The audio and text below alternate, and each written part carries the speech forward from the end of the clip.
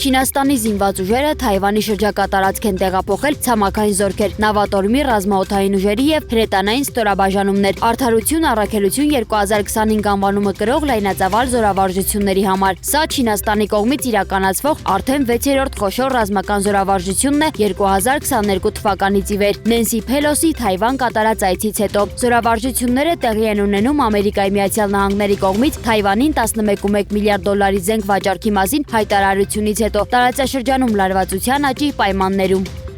Ամերիկայի Միացյալ Նահանգների նախագահ Դոնալդ Թրամփը Ուկրաինայի նախագահ Վոլոդիմիր Զելենսկու հետ կիրակի օրը կայացած հանդիպումից հետո հայտարարել է, որ Վաշինգտոնն ու Կիևը շատ են մոտենում պատերազմը դադարեցնելու համաձայնագրին, միաժամանակ ընդգծելով, որ Դոնբասի շրջանի ճակատագիրը շարունակում է մնալ առանցքային չլուծված հարց։ Reuters-ի փոխանցմամբ կողմերն առաջընթաց են արձանագրել խաղաղության բանակցությունների ամենավիճելի թեմաներից երկուսի շուրջ՝ Ուկրաինայի անվտանգության երաշխիքների և Դոնբասի հարցում, որի նկատմամբ հավակնություններ ունի Ռուսաստանը։ Զելենսկին հայտարարել է, որ անվտանգության երաշխիքների վերաբերյալ համաձայնություն է ձեռք բերվել։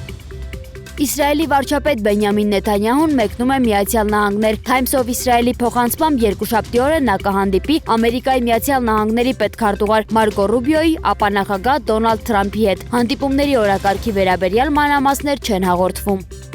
Ամերիկայի Միացյալ Նահանգների նախագահ Դոնալդ Թրամփը հայտարարել է, որ Թայլանդի եւ Կամբոջայի միջև զինված բախումներն անմիջապես կդադարեցվեն եւ կողմերը կվերադառնան խաղաղ կյանքի։ Վերջերս ձեռք բերված նախնական պայմանավորվածության համաձայն Թրամփը շնորհավորել է երկու երկրների առաջնորդներին, ընդգծելով, որ որոշումը կայացվել է արագ եւ վճռական կերպով, ինչպես պահանջում է իրավիճակը։ Ամերիկայի Միացյալ Նահանգների նախագահը նաեւ նշել է, որ վերջին 11 ամիսների ընթացքում միջնորդել է 8 պատերազմի եւ հակամարտությունների կարգավորման հավելելով, որ Միացյալ Նահանգները փաստացի դարձել է իրական միավորված ազգերի կազմակերպություն։